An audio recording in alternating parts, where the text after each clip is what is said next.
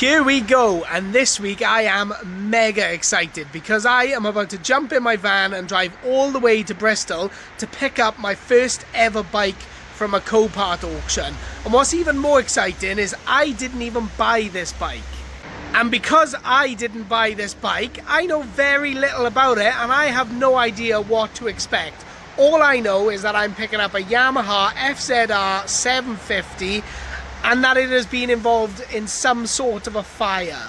So other than those details, I know absolutely nothing about this bike because like I said, I didn't bid on this bike. I wasn't even looking to buy this bike whatsoever. I was just in my unit, minding my own business when I got a phone call out of the blue.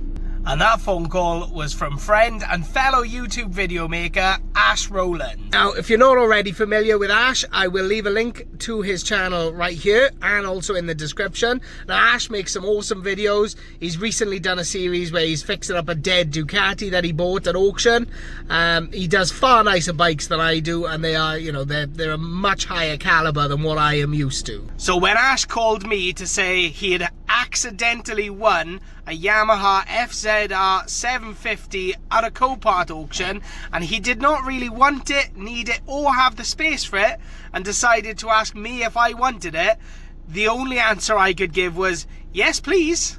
Now my first answer probably should have been what's wrong with it, because after I'd said yes he then proceeded to tell me it had been involved in a small fire of some sort, but it was pretty vague, so this is a bit of a mystery bike. And like I said, I really know nothing about it. So, let's not waste any more time. Let's get on the road to Bristol. Let's go collect this thing and see what I'm actually dealing with. Okay, so I made it to Bristol. The FZ is all loaded up. I'm not going to give too much away at this point. But let's get it back to Swansea. Let's get it offloaded and take a good look at it. Okay, a quick trip down the M4 and the bike is now back at the unit. And if you are eagle-eyed, you will see that I was completely wrong at the start of this video and I knew even less about this bike than what I thought I knew, because I called it an FZR 750 and it is in fact an FZ 750, so shows how much I know about this thing at all. But let's take a look in more detail at what I've actually got here.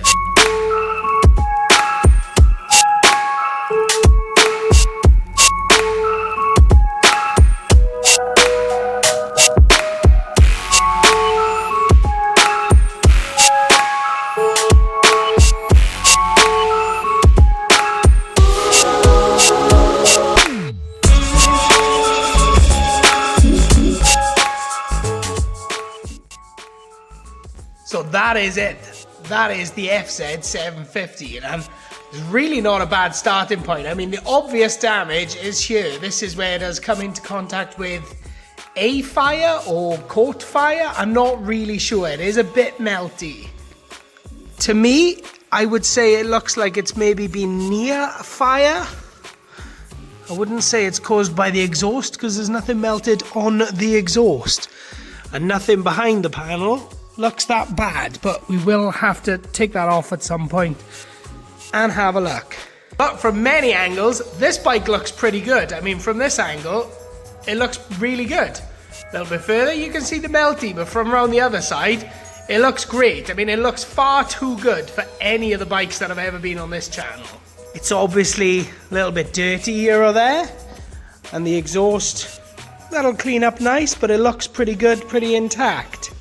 And other than the melty bit around the other side, there was a little boo-boo in transportation where somehow the bike moved and that cracked and I smashed the mirror glass. So I will have to see to those because that is my fault, that is my problem, and that's going to need fixing. Now, there are some other issues with the panels or the fairings. These have all cracked. That did happen before transportation.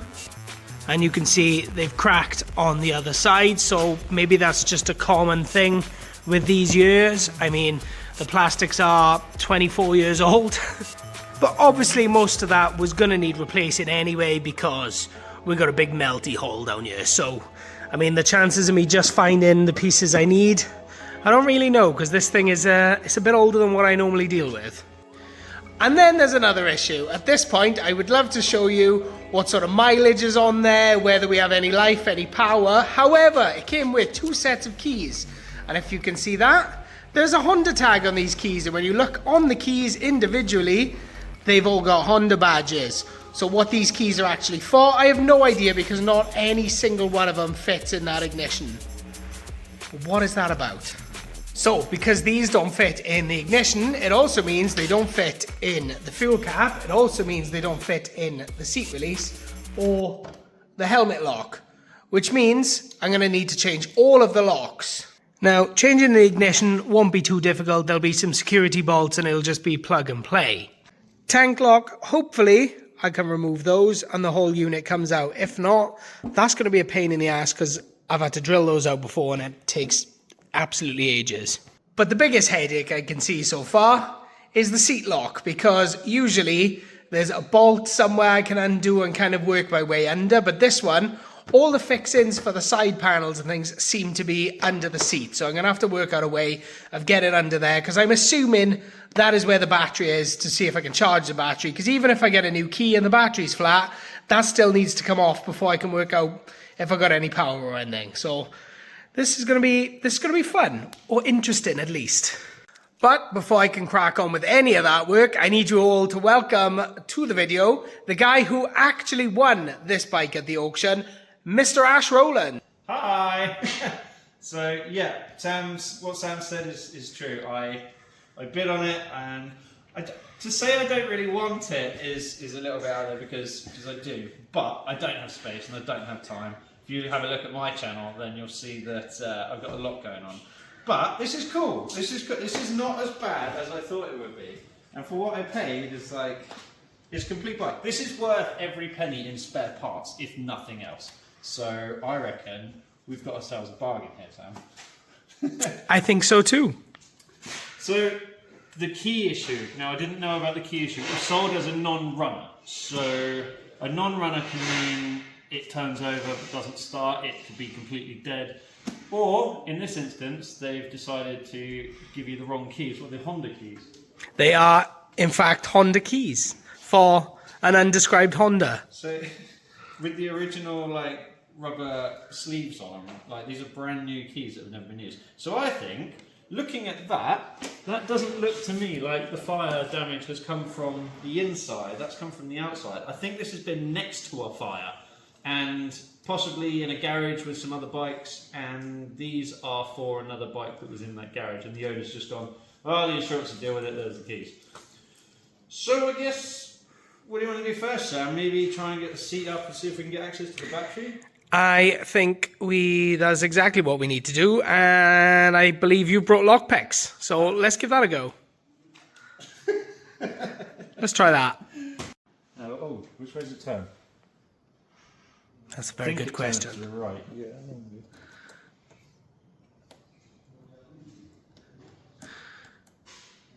We've managed to burgle our way into the bike. Ash's lockpicking skills were not quite up to the test, but what we did was we popped this side panel by wedging a screwdriver under and getting the screw out, and then by getting a tire lever thingy, and Ash actually managed to pull the actual lock mechanism out of the seat, and then we just popped the seat off. So we now have access to the battery. That is one half of the challenge done. So what is our next move, Ash? Well, now we've got the seat off, we can lift the tank up, which hopefully will give us enough access to get to the connector block on the ignition switch. So we can actually bridge the wires and get the ignition to turn on and see if this bike actually starts. That's the plan. Hopefully.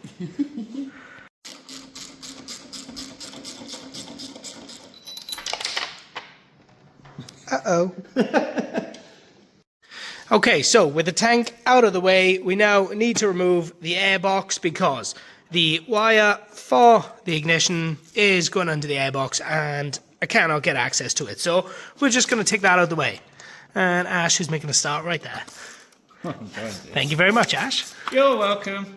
So, right, the original clips have been replaced with Jubilee clips, and these are actually supposed to be not like that. They're supposed to be set in. This has been cut, in an effort for someone to push back in. Now, I know why they've done that, and it's because this rubber has turned into plastic, which has meant they've found it impossible to get the airbox back onto the carburetors.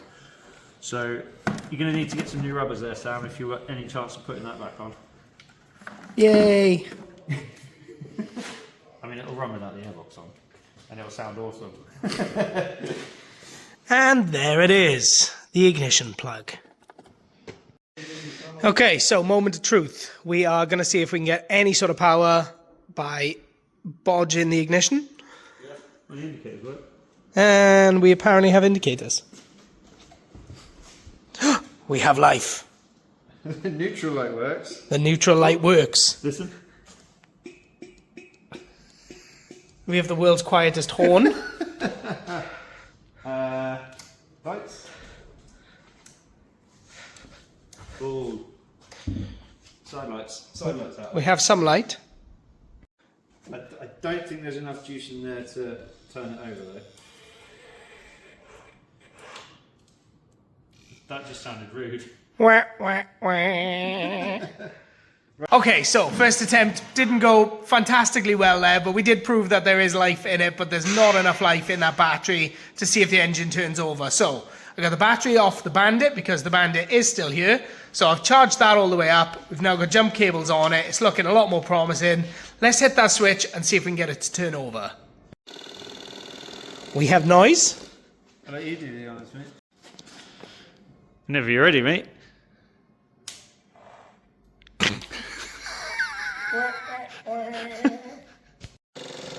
Hit the button, Ash. Ready?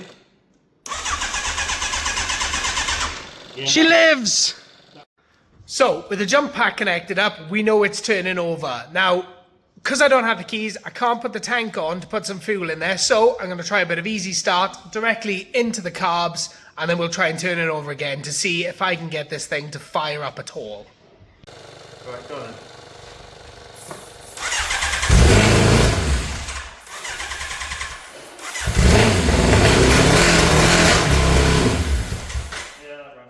It runs! Well, there you go. All you need is a new fairing, a set of keys, and you're winning. Is my head in the shot? It is now. Excellent. So that was a bit of a start. The easy start worked, which means, in theory, if I just get a set of keys for this thing and put some fresh fuel in the petrol tank, this could well be a runner, which is not actually that surprising because what I found out when Ash actually got here to take a look at this thing is that thing has still got an MOT, which is just absolutely unheard of for a project on this channel. And amazingly, when checking the MOT history, the MOT does not run out until the 4th of July, so it's got plenty of time left, and there was absolutely no advisories on it, which means somebody was using this bike very happily until it came into contact with whatever fire it came into contact with. So for the time being, there's not really a lot more I can do other than hunt for some cosmetic parts and wait for a locksmith to come out and kit me out with a set of keys, which is going to take a few days to get done. So while I wait for a locksmith and to try and find some new parts, I better put this thing aside, crack on with some other projects. And in the meantime, I guess I better say a massive thank you to Ash for this generous gift for the channel. So thank you very much, Ash. And as I said, if you haven't already checked out Ash's channel, make sure you do that. The link is in the description. He deals with some far nicer bikes than pretty much anything I've got going on here. You definitely do, Ash. So, from the two of us, we hope you've enjoyed watching this video as much as we've enjoyed making it. If you haven't already, make sure you subscribe to this channel for everything that's still to come. And make sure you subscribe to Ash's channel because he's got loads of other stuff going on there too. And for the time being, thank you all for watching. Cheers.